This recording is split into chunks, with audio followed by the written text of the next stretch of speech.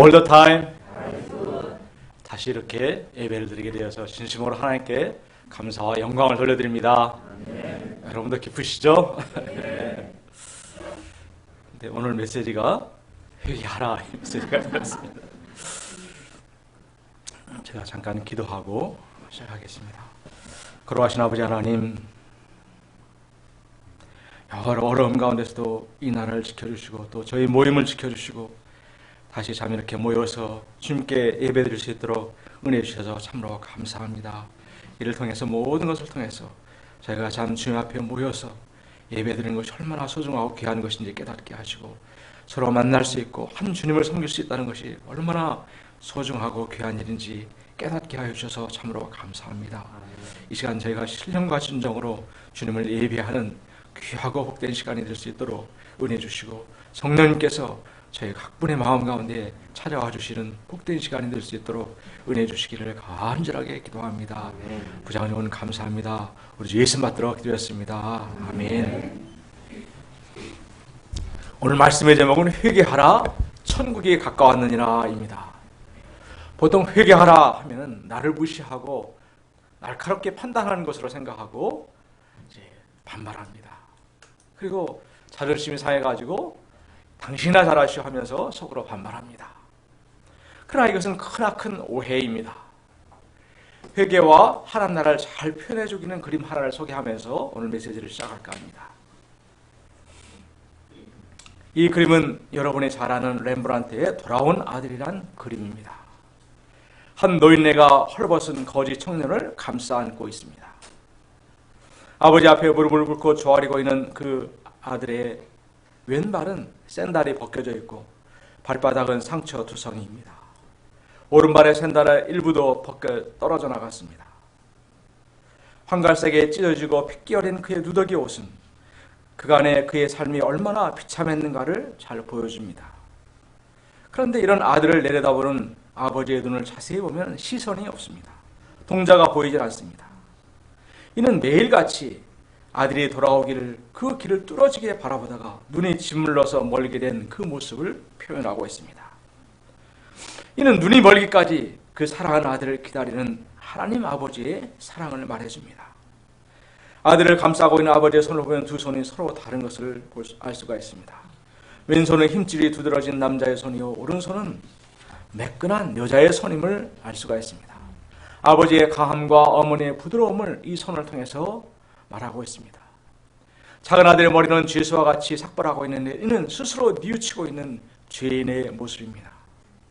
그런데 얼굴은 마치 어린아이의 뱃속에 머물고 있는 태와 같은 모습으로 그리고 있습니다.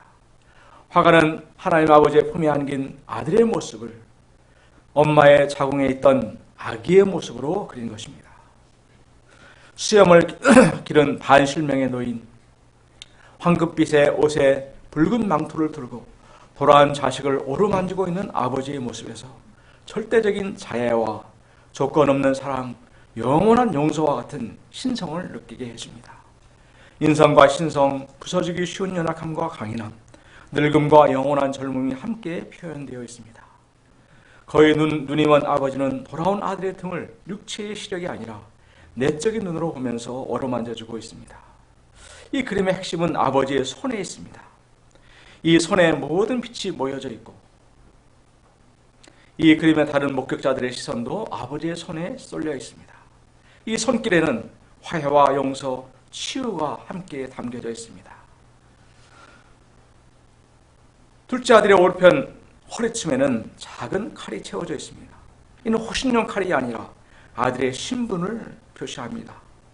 자신의 처참한 환경 속에서도 집에서 가지고 나간 그 모든 것을 다 팔아먹었지만 이 칼만큼은 팔 수 없었던 그의 마지막 남은 표식, 그것은 바로 아버지의 아들이라는 표식이었던 것입니다. 최후의 순간까지도 이 작은 금 하나만은 팔아먹지 않고 지켰던 것입니다. 큰아들은 그림의 오른편에 아버지와 거리를 두고 배치가 되어 있습니다. 다음 슬라이드 주십시오.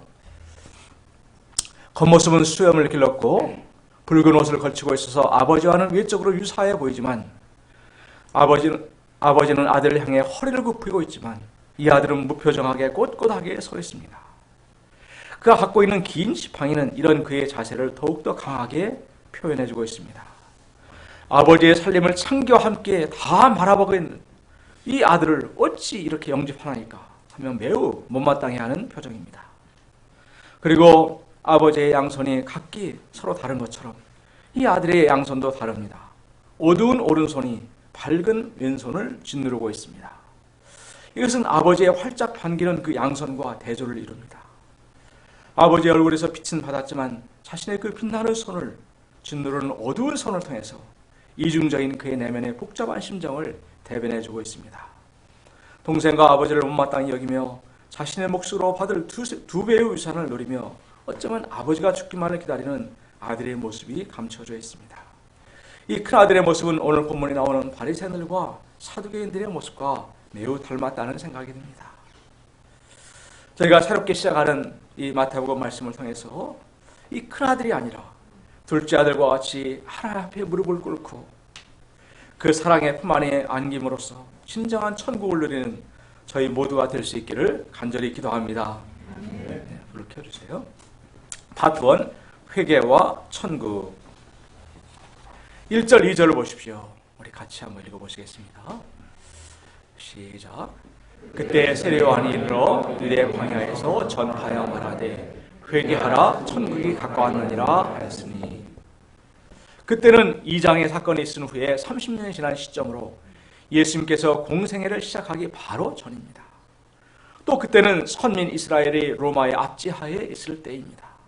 우리로 하면 일제치하에서 온갖 수탈과 억압을 당하면서 힘들게 고통하고 있던 때와 비슷한 때입니다. 이런 때에 하나님께서 세례 요한을 통해서 주신 첫 메시지가 회개하라 하였습니다.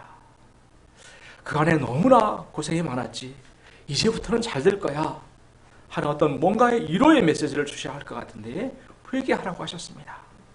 예수님도 공생애를 시작하시면서 똑같이 회개하라 천국이 가까웠느니라 선포하셨습니다. 이는 그들이 진정으로 살아나고 회복되기를 원한다면 무엇보다도 최우선적으로 반드시 회개가 필요하였기 때문입니다. 그럼 회개란 무엇입니까? 회개하다의 헬라어 원어는 메타노에오로서 후에 알아차리다, 뉘우치다 라는 뜻입니다. 의미를 보충하면 잘못됐다는 것을 알아차리고 뉘우쳐 하나님께로 돌아가는 것입니다. NLT 성경은 Repent of your sins and turn to God으로 번역하였습니다. 죄를 회개하고 죄의 길에서 돌이켜 하나님께로의 방향 전환인 것입니다. 그러면 죄는 또 무엇입니까? 죄는 마치 나무에 비유할 수가 있습니다. 죄의 뿌리로부터 수많은 죄의 열매들이 맺히게 됩니다. 그래서 열매 한두 가지의 죄를 회개했다고 문제가 해결되는 것이 아닙니다. 죄의 뿌리 문제, 본질적인 죄의 문제를 해결해야만 진정한 회개와 삶의 변화에 이를 수가 있습니다. 존 화이퍼 목사님은 죄란 무엇인가 하는 그의 강의에서 본질적인 죄의 문제를 로마서 1장을 통해서 두 가지로 설명하셨습니다. 첫째로 죄는 하나님의 진리를 불의로 막는 것입니다. 우리 로마서 할 때 이렇게 배웠죠. 여기서 진리는 바로 19절 이후에 나오는 하나님은 창조주이시고 영화로우신 분이시고 모든 인생들의 감사와 경배를 받으시기에 합당하신 분이시라는 것입니다. 거대하고 끝이 없는 우주와 이 지구상의 모든 자연 만물들, 또 너무나도 정교하고 아름다운 인체의 신비, 또 그 안에 담겨져 있는 수만 가지의 유전 정보들을 생각해 보면 참으로 창조주가 계시구나 인정하지 않을 수가 없습니다. 예술작품은 그 작가를 나타냅니다. 그림이든 조각이든 그 작품을 보면 그 작가의 수준과 실력, 사상과 내면 세계를 알 수가 있습니다. 처음 소개한 그림에는 작가 렘브란트의 신앙 고백이 담겨져 있습니다. 또한 그를 지으신 하나님의 그 형상이 그의 그림에 나타나 있습니다. 그런데 만약 그림이 나는 진짜 대단하고 멋져 하고 스스로를 자랑하고 뽀기고 있다면 이는 참으로 우스꽝스러운 일이며 동시에 작가에 대한 반역입니다. 나무는 그 가지를 통해서 꽃을 피우고 열매를 맺음으로 그의 영광을 드러냅니다. 그래서 그 가지는 나무의 영광인 것입니다. 에베소 1장 6절에서 우리 인생들을 지으신 그 목적을 이렇게 말하고 있습니다. 우리 같이 한번 읽어볼까요? 시작. 이는 그가 사랑하는 자 안에서 우리에게 거둬주시는 바 그 은혜의 영광을 찬송하게 하려는 것이라. 그런데 피조물인 우리 인간이 교만해져서 창조주 하나님의 그 영광을 가로채버렸습니다. 그리고 이 모든 진리를 고의로 거부하고 배척해버렸습니다. NLT 성경에서는 이를 suppress the truth by their wickedness로 표현하였습니다. 인간이 그 악함으로 그 진리를 억누르는 것입니다. 왜냐하면 그렇게 하지 않으면 그 죄책감으로 견딜 수가 없기 때문입니다. 그 결과 스스로 지혜 있다고 하거나 어리석게 되어 피조물들을 하나님보다 더 경배하며 섬기게 되었고 순리를 받고 영리로움으로 짐승받도 못한 존재가 되어버렸습니다. 그들의 그릇 때문에 상당한 부흥을 그들 자신이 받았느니라 한 것을 보면 당시에도 동성애가 만연해 있었고 그로 인한 질병 등으로 고통하고 있었다고 생각됩니다. KTX가 레일을 벗어나면 고철덩어리에 불과하듯이 우리 인간이 아무리 아름답고 존귀하게 지음을 받았어도 하나님의 그 궤도를 떠나면 참으로 추하고 비참한 존재가 되어버립니다. 둘째는 로마서 1장 28절에 있는 것처럼 마음에 하나님 두기를 싫어하는 것입니다. 타락한 인간, 죄악된 인간, 하나님을 떠난 인간의 공통된 특징은 마음에 하나님 두기를 싫어하는 것입니다. 하나님 없는 인간의 마음은 진공으로 남아있는 것이 아니라 거기에 나에게 천국을 마치 줄 것 같은 온갖 세상의 우상들로 가득 채워지게 됩니다. 이성이나 출세나 성공, 돈과 명예 등입니다. 젊은 남녀가 사랑에 콩깍지가 씌워 결혼을 하지만 몇 년이 못 가서 서로에 대해서 큰 실망을 하고 너는 너, 나는 나로 살거나 원수처럼 미워하는 사이가 되어버린 것은 상대가 어떻게 되든 나밖에 모르는 지독한 이기심 때문입니다. 인간이 하나님의 영광을 대신하여 자기 영광과 이기심과 탐욕을 위하여 살게 될 때 이를 로마서는 상실한 마음, 타락한 마음이라고 표현하였습니다. 거기에서부터 모든 불의와 추악과 탐욕과 악의, 시기, 살인, 분쟁, 사기, 악독, 수근수근, 비방, 교만, 자기자랑, 부모, 고역, 우매, 배악, 무정, 무자비 등 수십 수백 가지의 죄악들이 양산되어 나옵니다. 나를 지으신 이도 하나님이시오. 내게 필요한 모든 환경들과 가족들, 또 친구와 이웃들을 예비하여 주신 분도 하나님이시오. 내가 죄와 사망의 음침한 골짜기를 홀로 헤매고 있을 때 먼저 찾아오신 분이 주님이셨습니다. 미련하고 고집센 나를 그 사망의 음침한 골짜기에서 건져내어 살려주셨습니다. 그것은 그냥 말로 된 것이 아니라 우리 주님의 그 고귀한 살과 피의 십자가의 희생과 부활로 된 것입니다. 이 주님의 크신 은혜와 사랑을 입고도 입을 싹 닦아버리고 그 주님을 마음에 두기를 싫어할 때 우리는 끔찍한 괴물이 되어버립니다. 이는 참으로 가장 크고도 무서운 죄악입니다. 뭐가 그리 큰 죄악인가 할지 모르지만 가까이 가정의 예를 들어보면 이를 잘 실감할 수가 있습니다. 엄마가 임신을 하면 엄마와 아기는 탯줄로 연결된 한 생명체입니다. 엄마를 통해서 생명의 모든 영양분을 받아 이 아이는 자라납니다. 낳을 때도 죽을 듯한 고통 가운데 고통을 겪으면서 엄마는 아이를 낳습니다. 밤잠을 설치며 온갖 사랑과 희생으로 자식을 키웠는데 그 자식이 부모를 싫어한다고 생각해 보십시오.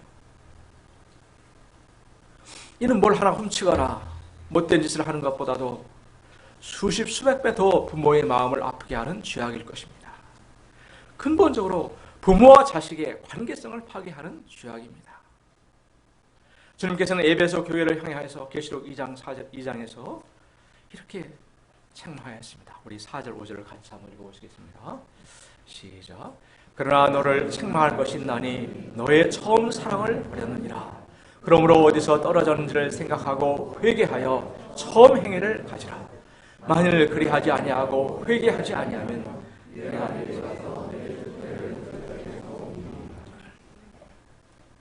하나님께서는 지금 내가 잘못된 길로 가고 있고 또 그렇게 하다가는 너의 인생이 완전히 쫑나기 때문에 회개하고 돌아오라고 간곡히 호소하고 있는 것입니다. 사랑하시기 때문에 책망하시고 제발 돌아오라고 외치고 계시는 것입니다. 반드시 회개하는 또 하나의 이유는 회개할 때 천국이 임하기 때문입니다. 천국은 하나님 나라입니다. 우리가 배운 로마서 14장 17절은 하나님 나라는 먹는 것과 마시는 것이 아니요 오직 성령 안에 있는 의와 평강과 희락이라고 하였습니다. 아마 당시에도 먹고 마시는 축제가 많이 열렸던 것 같습니다. 축제를 즐기고 클럽에 가서 먹고 마신다고 해서 결코 하나님 나라가 이루어지지 않습니다. 도리어 그 후에 더 크고 무서운 공허만 남습니다. 또 하나님을 떠난 인간은 끊임없이 염려와 두려움 가운데 살고 있습니다. 요즘 보면 은퇴자들뿐만 아니라 젊은이들까지 노후 걱정을 합니다. 미래의 미래까지 끌어다가 오늘 염려하고 있는 것입니다. 어린아이부터 치열하게 경쟁을 하며 성공에 목말라 하지만 정말로 진정한 성공이 무엇인지를 알지 못합니다. 삶의 진정한 의미와 목적을 알지 못하고 살기 때문에 항상 바쁘게 사는데 남는 것이 없고 쉼이 없는 인생을 살아갑니다. 그래서 심령은 점점 더 메말라집니다. 이것은 빈부고화를 막론하고 하나님을 떠난 인간의 공통된 현상입니다. 모 항공사 그 모녀의 소리 지르는 영상을 보면 정말 이 지위도 높고 돈도 많아서 정원사까지 딸린 집에 살아도 거기에 천국이 없다는 것을 잘 실감케 해줍니다. 하나님을 떠나서 나와 세상 중심으로 살아가던 그 삶은 참으로 사는 게 아닌 삶이요 곧 지옥과도 같은 삶이라는 것을 인정하고 또 그 세계에서 아무리 오래 살아도 노답이라는 것을 깨닫고 돌이켜 하나님께로 나와야 합니다. 이런 우리를 위해서 하나님께서 구원자로 보내어주신 그 예수님을 진실로 믿고 영접해야 합니다. 그럴 때 성령 안에서 의와 평강과 희락의 하나님 나라가 이루어집니다. 탕자가 무릎을 꿇고 아버지 품 안에 안겼을 때 아버지와 아들의 사랑과 그 의로운 관계성이 맺어지게 되었습니다. 그곳에 참된 평강과 쉼이 있습니다. 코로나19, 코로나20 이 일이 와도 참된 평강을 누릴 수가 있습니다. 나를 구원하시고 삶의 의미와 목적이 되어주신 주님, 이 주님과의 임마누엘 삶에 희락이 있습니다. 천국이 가까이 왔다는 것은 바로 그 천국을 주실 수 있는 예수님이 가까이 오셨다는 것을 말해줍니다. 이 천국을 누리기 위해서는 반드시 이 회개가 전제가 되어야 합니다. 그런데 이를 제쳐놓고 우리는 뭔가 외적인 것을 더 해드리면 주님께서 감동하실 것으로 생각합니다. 비둘기를 잡아드리던 제사를 양을 잡아서 제사를 드리면 뭔가 문제가 해결될 것처럼 생각하지만 아닙니다. 주님께서는 무엇보다도 우리의 마음을 원하십니다. 하나님을 경외함으로 주여 말씀하옵소서 주의 성이 듣겠나이다 하는 아이 사무엘과 같은 순종의 자세를 원하십니다. 가장 나를 사랑한 그 주님을 제쳐놓고 세상 것들 나를 사랑했던 그 마음을 돌이켜서 하나님 앞에 무너진 마음으로 회개하기를 원하십니다. 무너진 마음, 상하고 애통하는 심령으로 주님 앞에 엎드릴 때 주님의 그 마음이 바로 나의 마음이 될 수가 있습니다. 그때 성령께서 나를 주관하여 주시고 나를 다스려 주시고 당신의 그 뜻대로 사용하여 주십니다. 죄의 뿌리가 치료가 되고 내가 새롭게 될 때 죄악의 열매들이 아니라 저절로 성령의 열매들이 맺히는 삶을 살게 됩니다. 저는 주님의 뜻을 고의로 거스르고 있지는 않고 있다고 생각했기 때문에 당연히 하나님 나라에 살고 있다고 생각했습니다. 그런데 지난주 동역자가 기도를 부탁했는데 당신이 그간 해왔으니까 그냥 당신이 하세요 라고 기도를 떠넘겼습니다. 그런데 돌아와서 뭔가 찜찜했습니다. 왜 내가 그렇게 했을까? 제 자신을 곰곰이 돌이켜보게 되었습니다. 정말 주님께서 다스리는 그 주님의 나라가 내게 속해, 그 나라에 내가 속해 있다라면 먼저 자원해서라도 기도를 했을 텐데 이 기도를 사용한 것을 보면 내가 진정 하나님 나라가 아닌 내 스스로가 다스리는 나라 가운데 살고 있음을 발견하게 되었습니다. 말씀을 따라 묵상해 가면서 머리로는 하나님을 사랑한다고 하지만 제 마음에 하나님 되기를 싫어하는 본성이 살아있음을 발견하게 되었습니다. 난 너를 그렇게 사랑했고 지금도 사랑하고 있는데 너는 나를 싫어하니? 하며 주님께서 제게 물으시는 것 같았습니다. 저는 당황스러운 이 상황 속에서 제가 저의 어줍다는 저의 능력과 제 자신을 많이 의지하며 살아온 것을 보게 되었습니다. 제가 주님보다도 세상의 즐거움들을 더 사랑하고 자신을 더 사랑해온 악한 죄인임을 인정하지 않을 수 없게 되었습니다. 제 마음이 아래로 내려가자 주님의 그 음성이 제 마음의 깊은 곳으로 들려오게 되었습니다. 주님의 그 마음이 아주 가깝게 느껴지게 되었습니다. 주를 모시는 것이 다시 즐거움이 되었습니다. 이를 통해서 신앙생활은 내가 무엇을 해드린 것이 아니라 그 이전에 주님을 경외하며 세상 그 무엇보다도 주님을 더 사랑하는 것임을 알게 해주셨습니다.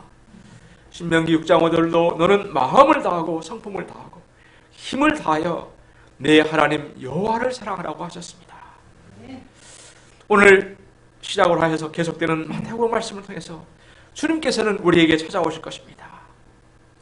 이 말씀이신 주님, 말씀으로 빛을 만드시고 온 우주 만물과 생명을 지으신 그 주님을 경외함으로 영접할 수 있기를 기도합니다. 이 주님의 말씀을 고의로 무시하거나 억누르지 않고 겸손히 받아들이고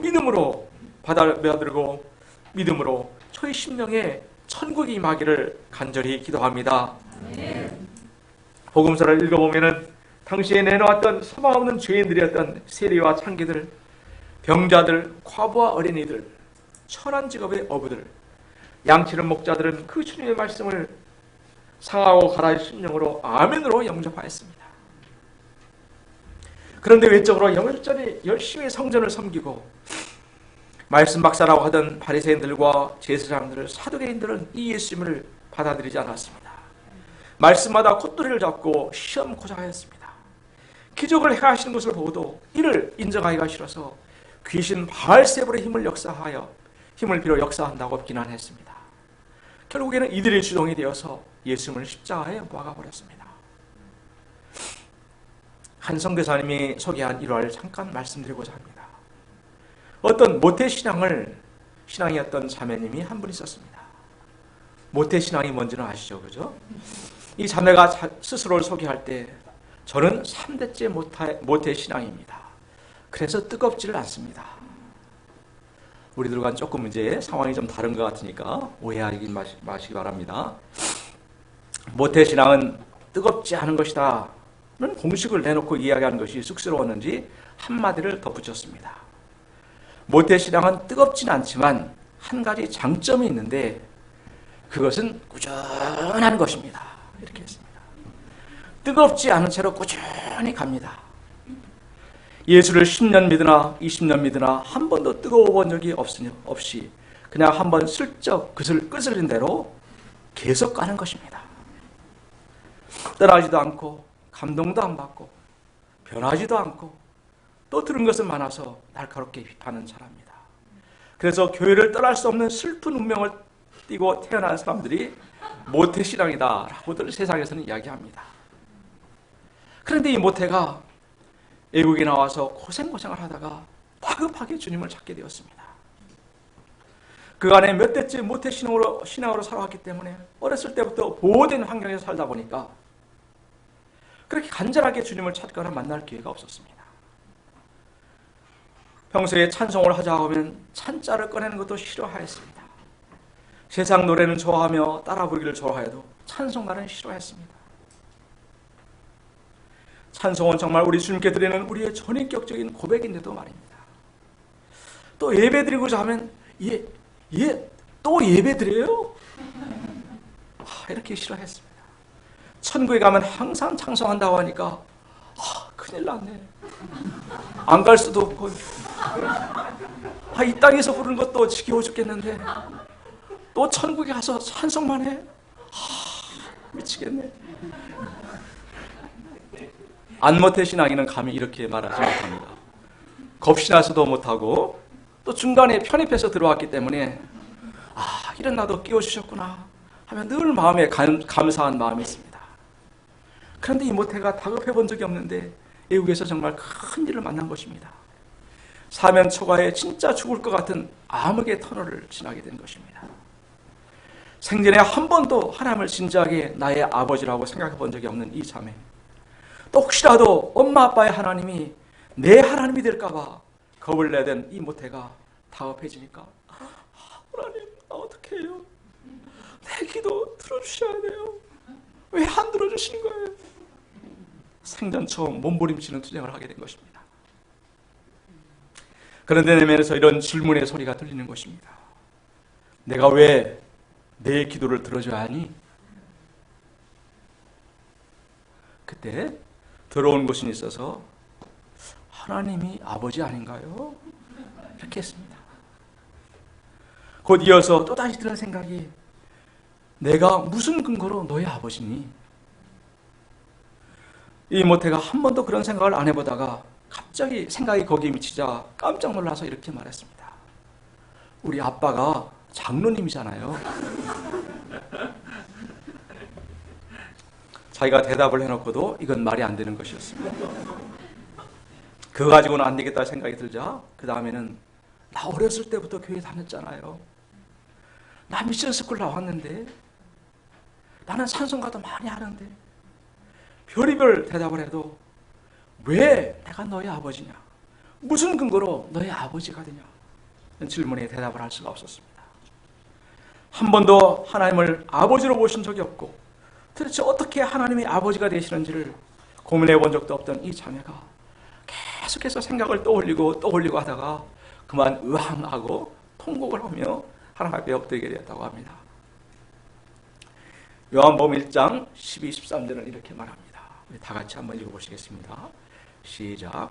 영접하는 자 곧 그 이름을 믿는 자들에게는 하나님의 자녀가 되는 권세를 주셨으니 이는 혈통으로나 육정으로나 사람의 뜻으로 나지 아니하고 오직 하나님께로서 난 자들이라.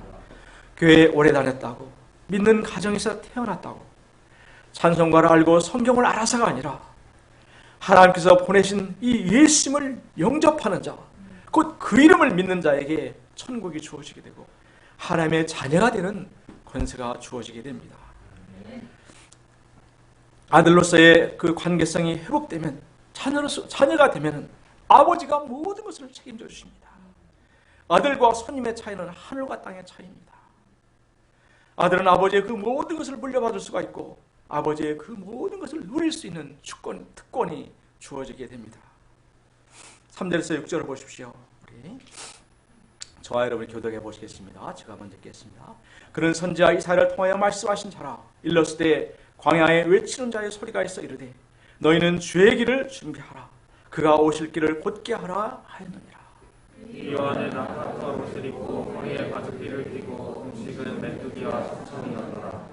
이때 예루살렘과 온 유대와 요단강 사방에서 다 그에게 나와 자기들의 죄를 자복하고 요단강에서 그에게 침례를 받더니 백성들은 말라기 선자 이후에 400년간의 침묵을 깨고 울려 퍼지는 그 하나님의 음성을 사모하여 나왔습니다. 세상과 내게는 진정한 소망이 없기에 이분이 오실 메시아인가 하며 요단강으로 수많은 사람들이 몰려들어서 세례를 받았습니다. 이들의 세례는 자신들의 죄를 고백하고 새로운 삶을 살고자 하는 결단의 표시였습니다. 이런 그들을 향해 요한은 11절에서 그 뒤에 오실 메시아 예수님을 소개하였습니다. 11절을 보십시오. 나는 너희로 회개하기 위하여 물로 세례를 베풀거니와 내 뒤에 오시는 이는 나보다 능력이 많으시니 나는 그의 신을 들기도 감당하지 못하겠노라. 그는 성령과 불로 너에게 세례를 베푸실 것이요 나는 오실 메시아에 비해서 능력과 신분면에서 너무나도 작고 작은 자임을 고백합니다. 그리고 예수님이 베푸실 불과 성령의 세례를 소개하였습니다. 이는 성령을 통해서 불과 같이 죄를 태워 없애주고 정결한 하나님의 새 사람으로 새롭게 태어나게 하는 세례입니다. 또 오실 메시아 예수님은 심판의 주가 되심을 선포하고 있습니다. 12절을 보십시오. 다 같이 읽어보시겠습니다. 시작. 손에 키를 들고 자기 가장 바다를 정하게 하사 알곡과 꽃간에 드리고 쭉정이는 것이 않은 그의 태우시다. 알곡과 쭉정이는 처음에는 겉모양은 비슷합니다. 그런데 알곡은 시간이 지날수록 그 알이 채워지지만 쭉정이는 아무리 시간이 지나도 껍질 그대로 있습니다. 이는 참 포도나무 대신 그 주님과 내적으로 분리가 되어 있기 때문입니다. 타작마당에서 키질을 하면 알곡은 안으로 모이게 되고 쭉정이는 바람이 날려 끝으로 모이게 됩니다.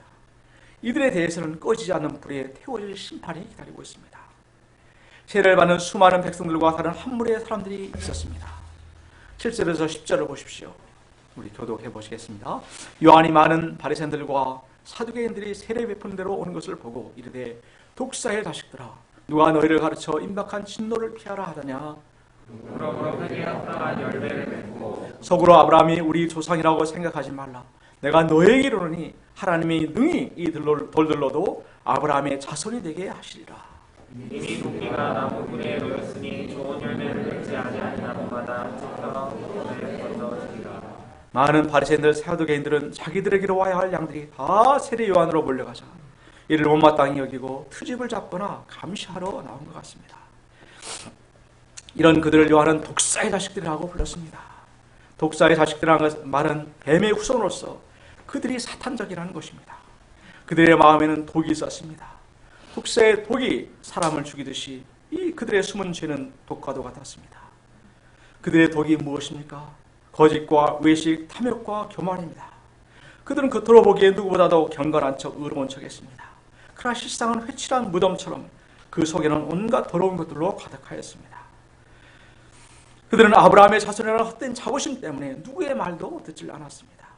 그 완악함 때문에 나중에는 하나님의 아들 예수님을 십자가에 빻아 죽이는 무서운 죄를 짓고 맙니다. 이런 자들에게 임할 죄의 형벌이 어떠합니까? 이미 도끼가 나무 뿌리에 놓였으니 좋은 열매를 맺지 아니하는 나무마다 찍혀 불에 던져지리라. 죄를 죄로 인정하지 않고 끝까지 고집을 피우고 합리화할 때 무서운 형벌이 임하게 됩니다. 우리가 겸손하게 주님께 나아가 죄를 회개할 이유가 또 바로 여기에 있습니다. 파트 이는 내 사랑하는 아들이요. 13절을 보십시오. 우리 같이 읽어보십시다. 시작. 이때 예수께서 갈릴리로부터 요단강에 이르러 요한에게 세례를 받으려 하니 예수님은 요한에게 세례를 받고자 하셨습니다. 이 요한이 놀라 펄쩍 뛰었습니다.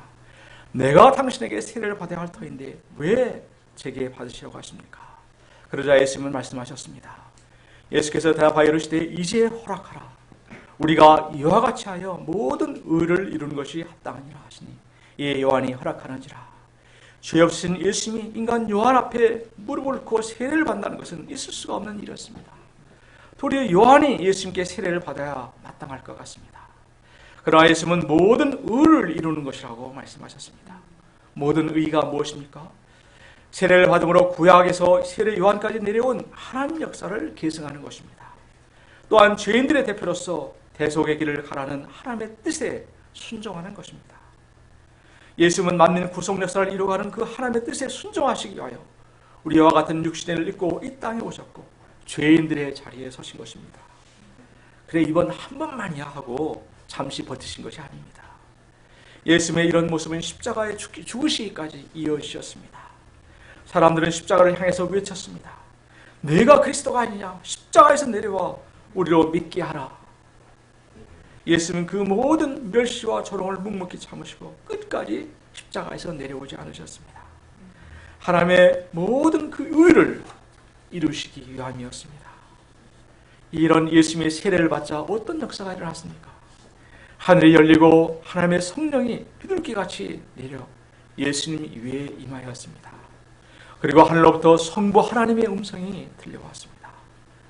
이는 내 사랑하는 아들이요 내 기뻐하는 자라. 성부, 성자, 성령 하나님이 한 자리에 함께 하신 놀라운 장면이 벌어진 것입니다. 사람들은 조금이라도 더 인정받고 더 높아지기 위해서 몸부림을 칩니다. 조금이라도 낮아지고 손해보는 것 같으면 견디지를 못합니다. 그러나 하나님의 그 뜻을 이루기 위하여 자신을 낮추시고 기꺼이 손해를 감당하며 희생하는 자들을 하나님께서는 내 기뻐하는 자라고 말씀하십니다. 그런 자들이 많이 모인 곳에 천국이 이루어집니다. 저희 모임이 이 예수님을 더욱더 사모하며 배워가는 모임이 될 수 있기를 간절히 기도합니다. 우리 2절 말씀 읽고 기도하고 마치겠습니다. 시작. 회개하라 천국이 가까웠느니라. 걸어가신 아버지 하나님, 저희를 생명을 다하여 목숨을 다하여 그 살과 피로 저희를 사랑하신 주님을 인하여 참으로 감사합니다.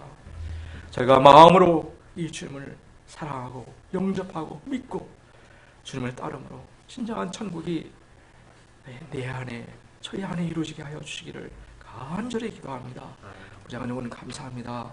우리 주 예수 받들어 기도했습니다.